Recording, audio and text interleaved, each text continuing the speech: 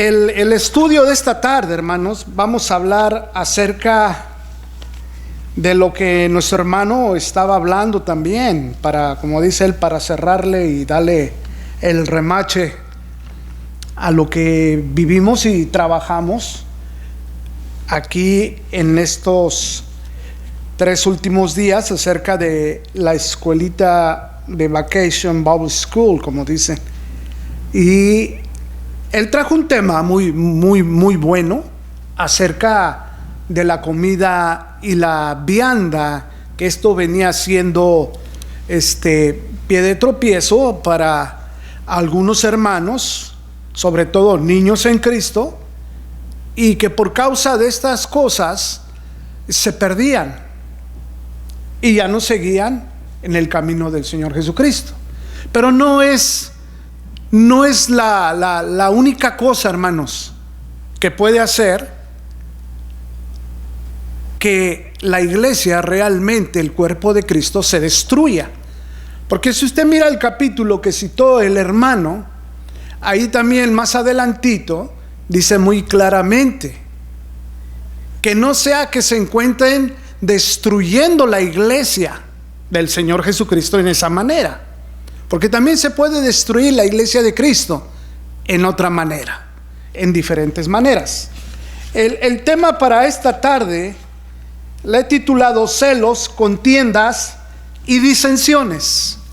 Es lo que vamos a ver. Eso es lo que causa que el cuerpo de Cristo se destruya. No estamos diciendo la cabeza, porque la cabeza es el Señor Jesucristo. Lo que se destruye es el cuerpo de Cristo. Y he hecho este modelo, hermanos, más o menos a modo de que se entienda, porque no dibujo muy bien, pero es el modelo de la iglesia visualmente, pero es espiritualmente. Usted mira, hermanos, que la cabeza del ángulo es el Señor Jesucristo. Así está establecido en la Escritura. Y también miramos que los fundamentos es Cristo, el fundamento. Y que los discípulos, los profetas y después los discípulos siguieron adelante edificando lo que viene siendo la iglesia, el reino de Dios. Y luego vemos la piedra angular, la primer piedra, que es Cristo, la que se pone en una esquina en base a los cimientos que el Señor mismo Jesucristo fundó, y de ahí es un nivel, es una muestra para que todo salga anivelado completamente, cada piedra aceptada y cada piedra modificada al molde de la iglesia que quiere el Señor Jesucristo, conforme a esta primera piedra angular. Este es Cristo, donde el edificio bien coordinado, bien anivelado, y todas las piezas que pone son basadas en Cristo. Y después tenemos el cierre de él, donde vemos donde está Cristo, la cabeza angular, donde sostiene todo el pensamiento. Y esto que usted está mirando aquí en medio, toda esta edificación, son los miembros, el cuerpo del Señor Jesucristo. Y nosotros somos ¿qué? Miembros. En Efesios capítulo 2, versículo 22, te lo enseña. Y también que somos piedras vivas. Primera Pedro 2, capítulo del 4 al 8, también nos lo enseña. O usted puede tomar esos apuntes y verlo así, de esa manera. Ahora, lo que nosotros vamos a mirar aquí, donde Cristo es el fundamento, donde los apóstoles y los profetas del Antiguo Testamento también edificaron sobre la palabra de Dios. Efesios capítulo 2, versículo 20 nos lo explica y nos lo dice de esa manera. Entonces, como Jesús es el fundamento, muchos creen y dicen que pues el fundamento es Pedro, y sobre Pedro estaba edificada la iglesia era la primer piedra y todo. Eso es mentira. Y luego también dicen que cómo es posible que Cristo lo haya hecho si Cristo apenas fue nacido, presentado. ¿Cómo es posible que en el Antiguo Testamento, y cómo es posible que en la era patriarcal el Cristo existiera? Entonces aquí tenemos la preexistencia de Cristo. Juan capítulo 1 versículo 1 al 8, 18, Juan 1 del 1 al 30, Juan 8 del 53 al 59, Mateo 12 del 8, en el día de reposo. ¿Quién es Señor del día de reposo? Mateo 17 1, la transfiguración. Isaías 42, el siervo del Señor Jesucristo. Jesucristo ya había existido antes. Muchos, no es que haya existido, es que Él siempre ha estado ahí. Siempre. Juan capítulo 1 te lo dice. El verbo estaba con Dios y el verbo era Dios. Todas las cosas que existen ahora fueron por Él hechas. ¿Y cuándo fue? ¿Qué dice? ¿De dónde viene la iglesia? Primera de Corintios capítulo 3 al 11 te lo dice. Y luego desciende del cielo, Apocalipsis capítulo 21 versículo 1. Esa es, en la mente de Dios está la iglesia antes que el mundo fuese. Efesios capítulo 1 versículo 3 y 4. Antes de la fundación del mundo. Primera de Corintios capítulo 2 versículo 7. Antes de los siglos, antes de que existiera el tiempo de los siglos que lo conocemos nosotros como hombres. Desde allá viene la iglesia. Desde allá viene ¿qué? Esto de la mente de Cristo, de la mente de Dios. Y fue en el cielo. En el cielo se hizo todo eso, hermanos. Lo puso Dios. Ahora mi pregunta es: nosotros como miembros podemos cambiar este fundamento para establecer el fundamento de nosotros. No lo podemos hacer, pero sin embargo lo estamos haciendo. ¿Por qué? Mire, este fundamento es inmovible, donde el Señor Jesucristo tiene su cuerpo y donde Él es la cabeza, donde nosotros somos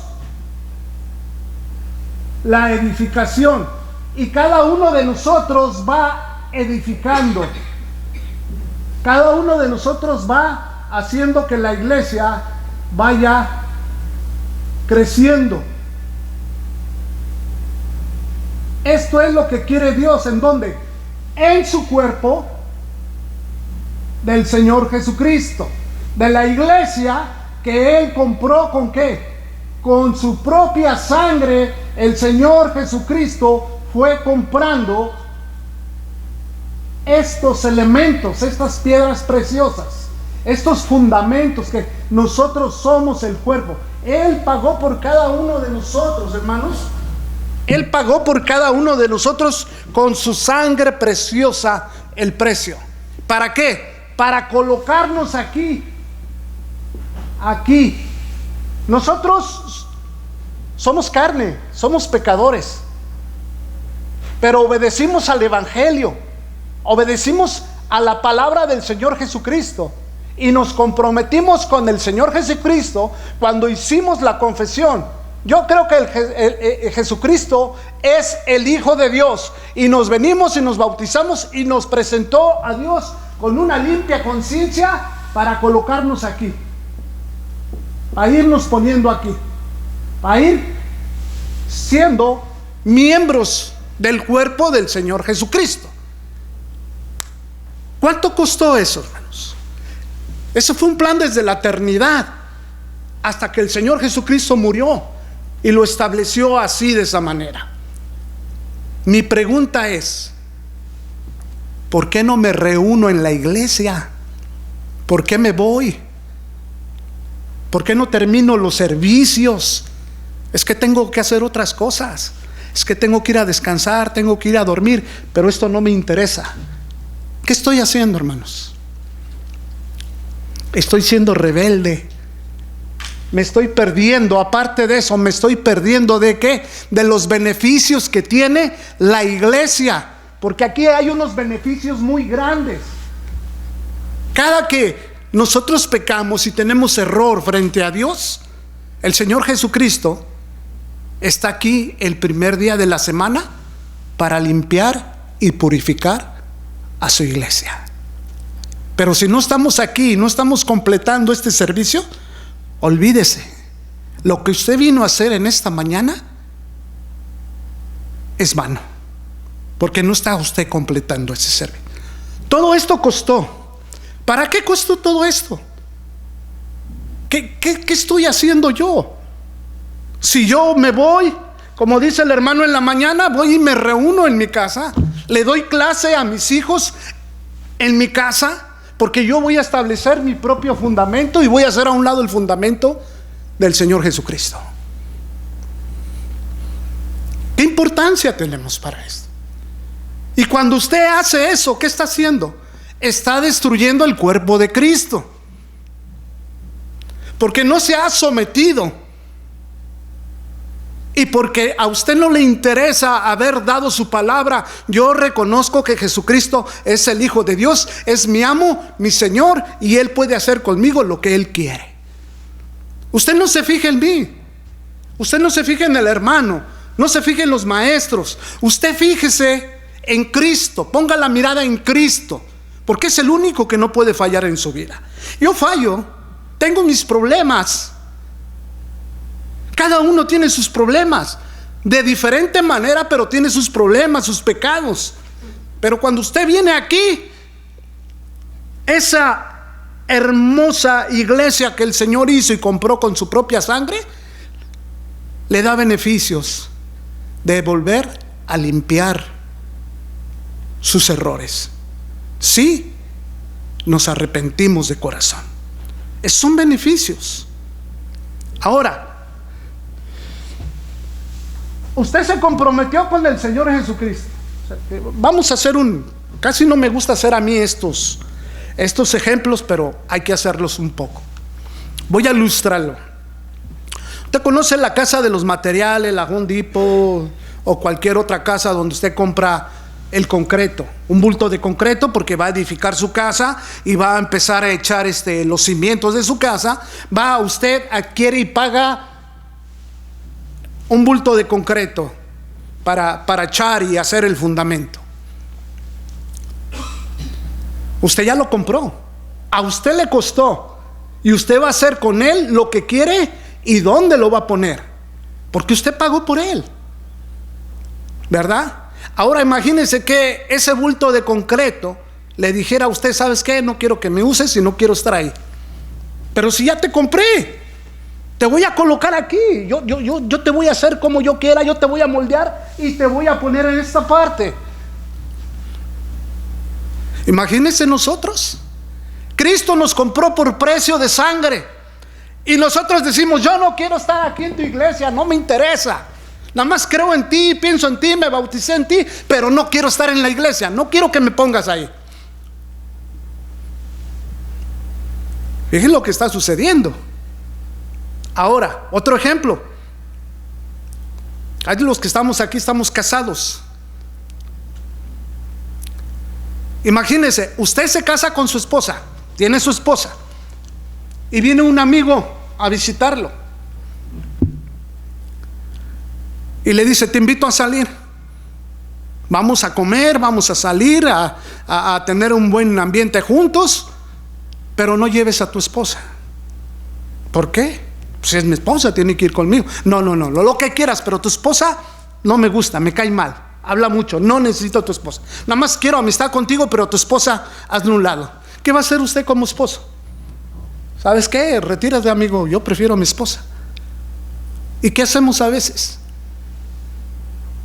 De la misma manera, yo quiero estar con los hermanos, quiero bautizarme, pero no quiero nada con la iglesia, con la esposa del Señor Jesucristo. ¿Qué va a sentir el Señor Jesucristo? Todo esto lo que ha costado, todas las pruebas que hay, y aún así no queremos nada con la iglesia. Fíjese lo que dice ahí. Vamos al tema para entrar. Fíjese: celos, contiendas y disensiones. Primera de Corintios, hermanos, vamos a ver ahí. Primera de Corintios capítulo 3. Es el tema que estaba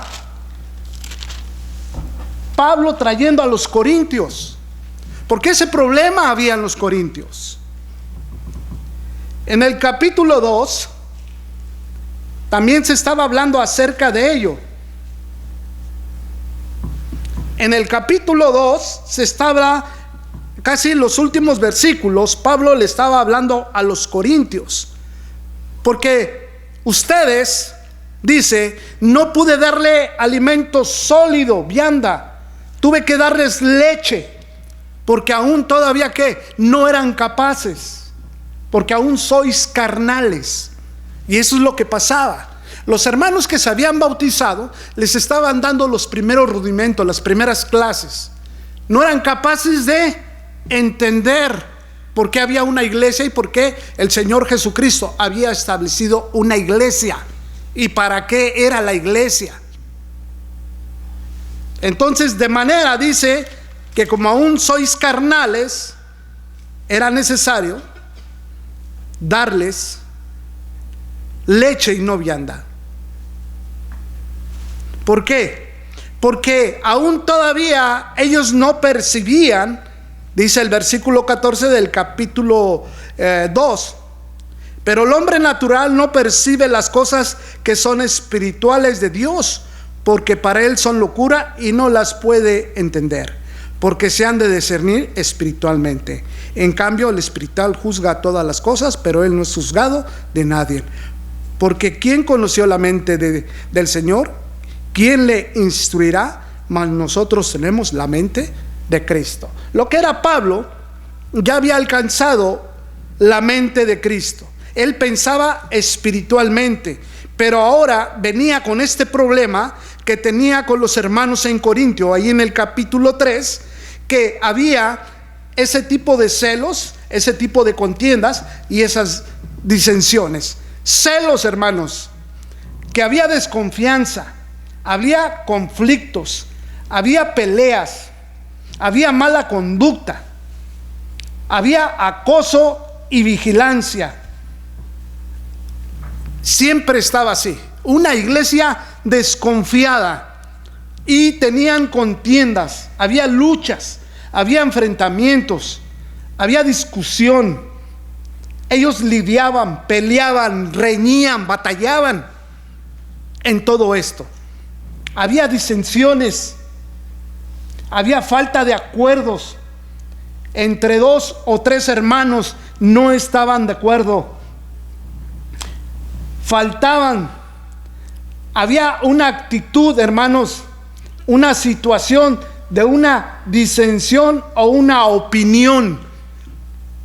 No estaban de acuerdo en una sola opinión, y cuando tenían opiniones terminaban en celos y contiendas todo el tiempo.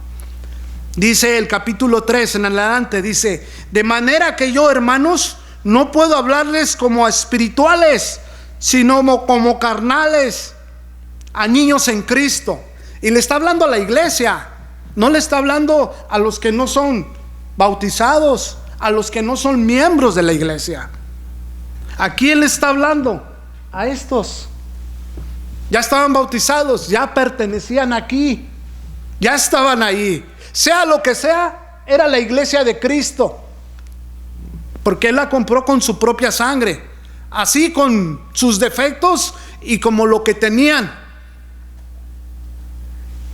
en su carnalidad, porque nada más se les había limpiado para presentarlos a Dios en una limpia conciencia de perdón de pecados. Pero la carne, como dijo el hermano hace rato, el bautismo que a esto nos corresponde nos salva, sí nos salva, pero lo que no quita son las inmundicias de la carne que siguen ligadas a la carne. Entonces ellos estaban así porque eso eran niños en Cristo todavía, porque aún eran carnales. Dice: os di a beber leche y no vianda, porque aún no erais capaces ni sois capaces todavía. O sea, eran niños en Cristo, todavía no eran capaces de entender estas cosas. Todavía no eran capaces para que entendieran cómo estaba el cuerpo de Cristo, cuáles eran las bases, los fundamentos, cuáles eran lo que se iba fundando y quién era la cabeza y para qué era todo esto. Porque aún todavía no eran capaces de entender todo esto. Dice: porque diciendo el uno, yo ciertamente soy de ¿qué? De Pablo, el otro, yo soy de Apolos, ¿no sois carnales? Se daba a luz su carnalidad de ellos, porque tenían preferencia. ¿Por qué? Por otros hermanos.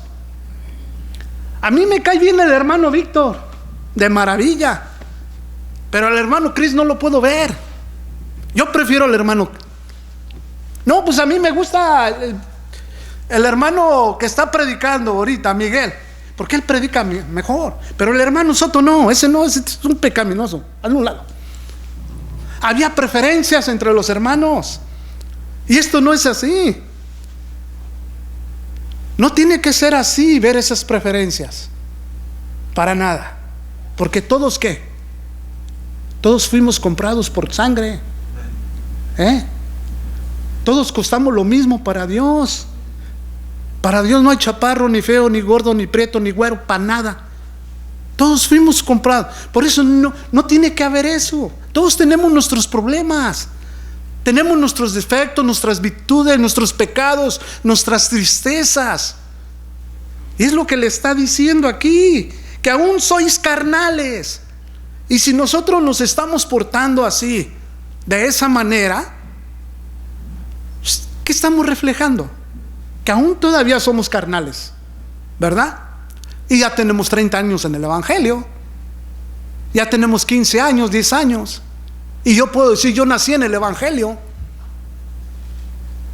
pero soy ¿qué? Carnal todavía, soy niño en Cristo. Es lo que te está diciendo. Esto no puede ser. ¿Qué pues es Pablo? Dice: ¿y qué es Apolos? Servidores por medio de los cuales habéis creído, y es según lo que a cada uno concedió el Señor. Yo soy un servidor, hermanos, de Dios.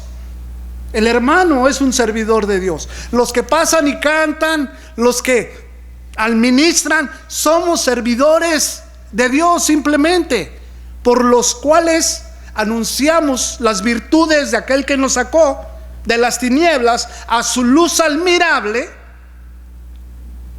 para que otros lo entiendan, vengan y se bauticen.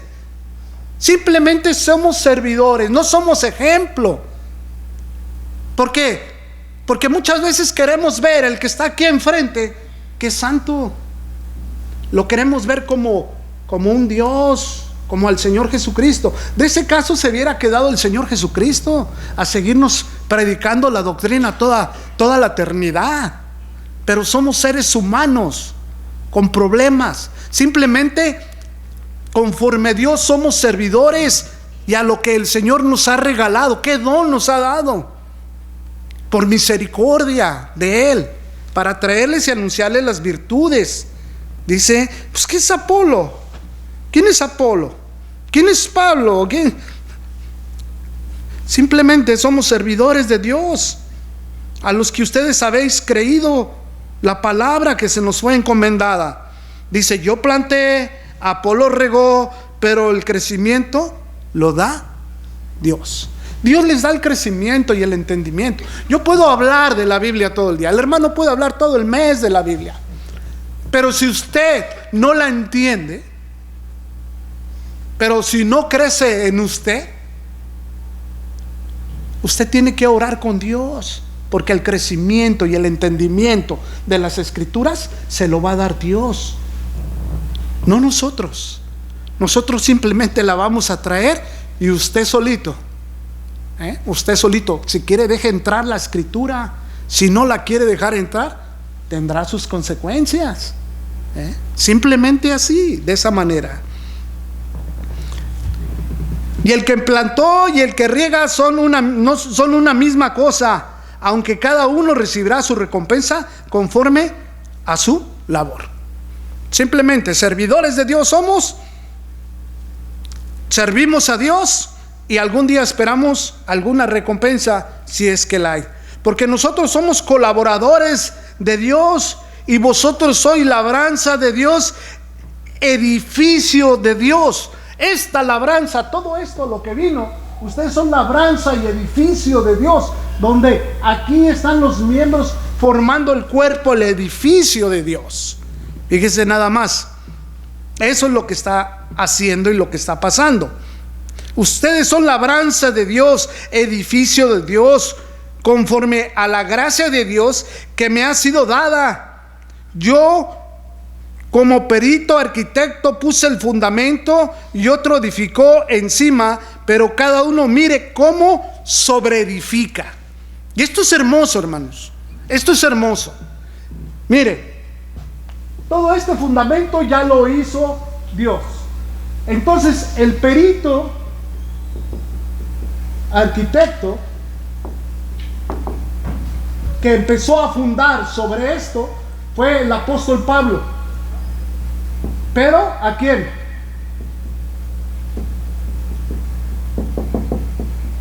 A los gentiles. Porque él empezó a fundar, empezó a hacer más construcción, hermanos, en el fundamento que es el Señor Jesucristo. Empezó a edificar, hermanos, sobre él. Yo, como perito arquitecto, puse el fundamento, pero él puso el fundamento del Señor Jesucristo. Y a otro, dice, y a otro edifica encima, pero cada uno mire cómo sobreedifica. Mire, podía decir que fue Pedro a los judíos. Este otro, Pablo, a los gentiles. ¿Ok? Ahora cada uno de ustedes y cada uno de nosotros tenemos que sobreedificar encima de los fundamentos de Cristo. ¿Ok? Fíjese lo que está pasando. Usted tiene que venir a edificar en la iglesia, aquí, en este cuerpo. No tiene que ir a edificar en otro lado, en otra parte, ni en su casa, o poniendo usted clases en otro lado. Aquí, para que la iglesia se vaya edificando. Es lo que hizo el apóstol Pablo. Y edificar, ¿qué quiere decir? Hacer esto y poner miembros, ir a predicar el evangelio para que vengan y se bauticen y el Señor Jesucristo los vaya añadiendo. ¿A dónde? A su iglesia. Eso se llama edificar, ir buscando miembros que vengan al arrepentimiento y sean parte de la iglesia de Cristo, esos miembros. Ese es el trabajo que se nos ha encomendado. Ese es el trabajo que hizo los apóstoles. ¿Ok? Pero cada uno dice, mire cómo sobreedifica. Fíjese cómo va a ir edificando. ¿Cuáles son los requisitos para que usted realmente tenga esa base firme? Que predique bien la palabra, que hable lo que es la verdadera doctrina del Señor Jesucristo, una doctrina sana, el evangelio sano de la muerte, sepultura y resurrección del Señor Jesucristo. Tenemos que mirar bien y hacer la obra para que se edifique bien, porque va a haber consecuencias si no se hace. Dice, pero cada uno mire cómo edifica, porque nadie puede poner otro fundamento, el que está puesto, el cual es Cristo. Usted tiene que predicar a Cristo, tiene que seguir el fundamento del Señor Jesucristo, las bases que ha puesto el Señor Jesucristo. Nadie puede poner otro, nadie. Y sobre este fundamento, fíjese, sobre este fundamento, alguno edificare oro, plata, piedra preciosa, madera, heno, jarasca, la obra de cada uno será manifestada, porque el día la declarará, pues por fuego será revelada, y la obra de cada uno, cual sea el fuego, la probará. ¿Ok? Fíjese lo que está pasando. Usted va y predica el evangelio a una persona y lo hace bien. Usted va y predica el evangelio, digamos, a esta persona, y Dios la pone aquí. Usted le predicó completamente y le está dando buena doctrina, pero esta persona que está aquí sigue ahí, no se va, se queda ahí. Está bien edificada, bien plantada, bien sembrada. ¿Por qué? Porque fue en los fundamentos del Señor Jesucristo. Pero si esta persona se va, es que no fue bien enseñada, no se le predicó bien el evangelio, no entendió el evangelio y no se le predicó la sana doctrina. Se va a ir, no va a estar aquí, no va a estar estable. Por eso hay que fijarnos qué ponemos. Aquí nos dice muy claramente, fíjese, la clase de material que cada uno es. Si alguno edificara oro, es hermoso, plata, piedra preciosa, hasta ahí está lo mejor, y después viene madera, heno, hojas. La obra de cada uno será manifestada al final del día. Al final del día, estas personas se van a ir. ¿Cuáles? Las que fueron fundadas en madera, heno, hojarasca. Todas esas se van a ir. ¿Por qué? Por esta situación. La iglesia son piedras vivas, piedras preciosas. Y usted va a Apocalipsis y mira cómo es la santa Jerusalén que desciende del cielo. ¿Qué piedras preciosas tiene ahí? Jaspe, oro, cornalina, critáceo. Le dice todas las piedras preciosas. Fíjese, eso es lo que pasa, hermanos. Eso es lo que estaba causando las disensiones, los celos, las contiendas en la iglesia, en el cuerpo del Señor de Cristo. Dice la escritura ahí en el 3:14, si permaneciere la obra de alguno que sobreedificó, recibirá recompensa. Y ahí es donde nos engañamos muchos, hermanos, porque no nada más es de ir a predicar el evangelio, sino darle continuidad a la persona para que la persona permanezca ahí en la iglesia de Cristo. Y si la persona permanece al final del día, al final de la vida que estamos llevando como seres humanos aquí en la iglesia de Cristo, usted va a tener recompensa. Usted va a tener recompensa. Pero si la persona y la obra que usted no hizo no fue bien edificada y se va, usted no va a tener recompensa. Usted no va a tener recompensa, ni yo tampoco voy a tener recompensa. Si permaneciera la obra de alguno que sobreedificó, recibirá recompensa. Si la obra de alguno se quemare, él sufrirá de pérdida, si bien él mismo será salvo, aún así como por fuego. Ok, la persona se fue. Yo trabajé,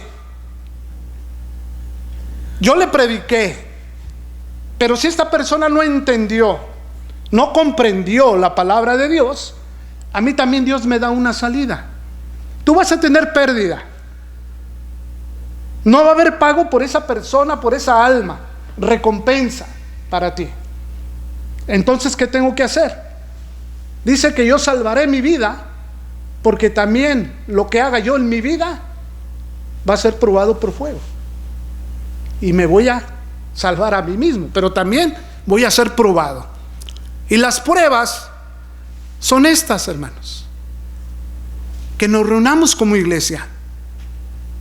Y luego vienen que hay que ser benevolentes, que hay que ser amorosos, las obras del Espíritu, hermanos. Es lo que tenemos que hacer, las obras del Espíritu. Viene todo lo demás, donde nosotros tenemos que trabajar como iglesia. Eso es lo que nos hace.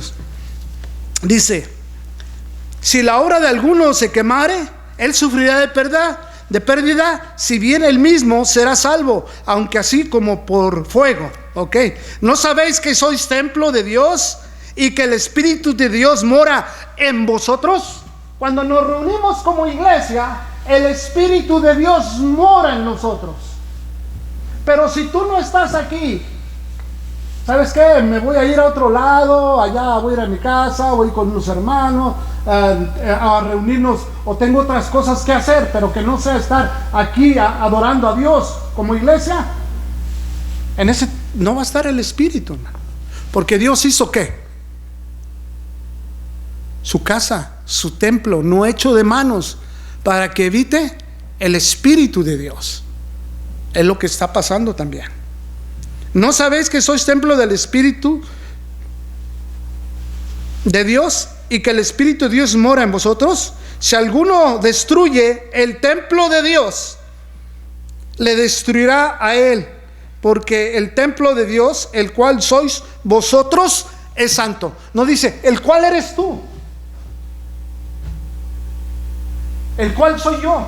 No dice la Escritura el cual somos ¿qué? Vosotros, todos. Y si alguno lo destruye, ya vimos, se puede destruir el templo, la iglesia de Dios. ¿Por qué? Por causa de la comida. Y aquí el templo de Dios se destruye ¿por qué? Porque hay celos, contiendas y distinciones. Yo soy de Apolo, yo soy de Pablo, yo soy de Cristo. Por eso también se destruye. O que yo mejor me voy a reunir a otro lado, prefiero escuchar clases por otro lado, porque aquí nos están dando clases muy bien. ¿Estás qué? En rebeldía, y estás quebrantando lo que Dios hizo. Y aquí viene lo bueno: tienes que comprender que todo esto no es para mal, no es para tenerte como esclavo, no es para tenerte como los líderes o ancianos o los que están enfrente en la iglesia te tengan aquí a fuerzas. No es así, no es de esa manera. Dice 18: nadie se engañe a sí mismo. Si alguno entre vosotros se cree sabio en este siglo, hágase ignorante para que llegue a ser sabio. Aquí Pablo les está hablando a estos hombres, porque estos hombres en la iglesia querían traer la sabiduría del mundo y presentarla a los hermanos como si fuera la sabiduría de Dios. Es lo que estaba pasando en ese siglo.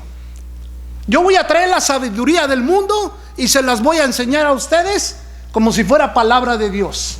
No es así. Dice Pablo: hazte ignorante, olvida todo lo que sabes del mundo afuera, déjalo del mundo, hazte ignorante. Llega y di: yo no conozco la palabra de Dios, yo no sé de la palabra de Dios, quiero que me enseñen las leyes y los estatutos de Dios, porque yo soy ignorante en las cosas de Dios. Y ya con el tiempo, si usted lee, los escucha, estudia, oye consejos de la palabra de Dios, entonces con el tiempo usted va a ser ¿qué? Usted se va a ser sabio, inteligente en las cosas de Dios. Es lo que quiere decir la Escritura.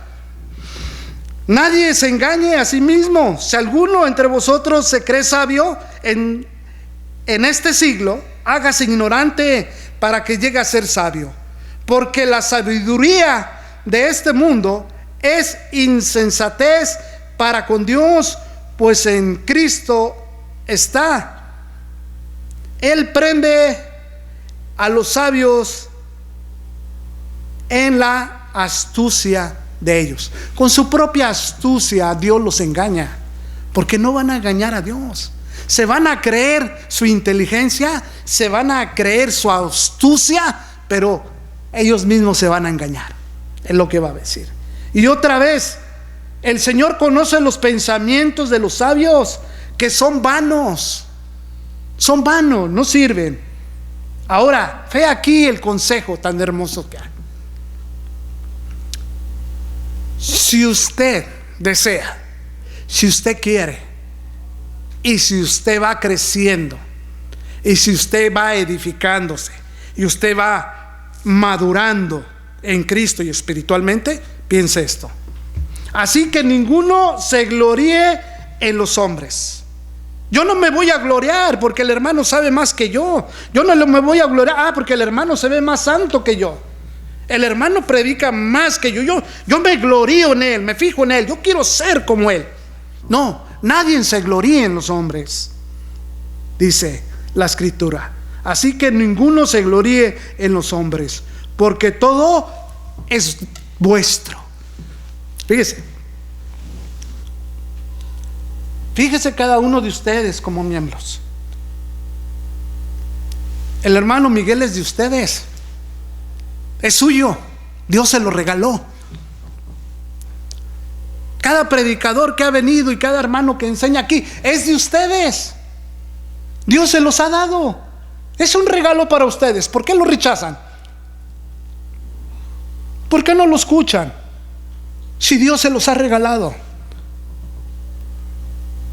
Fíjense lo que dice. Dice la Escritura: sea Pablo, sea Apolos, sea Cefas, sea el mundo, sea la vida, sea la muerte, sea lo presente, sea lo porvenir, todo es de nosotros. Todo es de nosotros, hermano. Dios nos lo ha dado a todo. Y vosotros de Cristo y Cristo de Dios.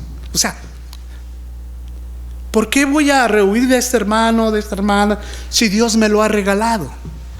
Yo soy de ustedes, el hermano es de ustedes, todos somos aquí, todos somos de todos. Espero en Dios que no haya preferencias, hermanos, de nadie, y que hayamos entendido esto, porque esto costó la eternidad, la sangre de nuestro Señor Jesucristo.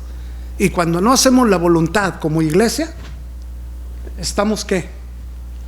Destruyendo el cuerpo de Cristo, y Dios lo destruirá a Él por nuestros celos, nuestras contiendas y nuestras distinciones, por no crecer y seguir siendo niños en Cristo. Espero que hayamos entendido, porque yo también tengo que entender la palabra de Dios. Yo también me tengo que sujetar a la voluntad de Dios, quiera o no quiera, con mis errores o sin mis errores.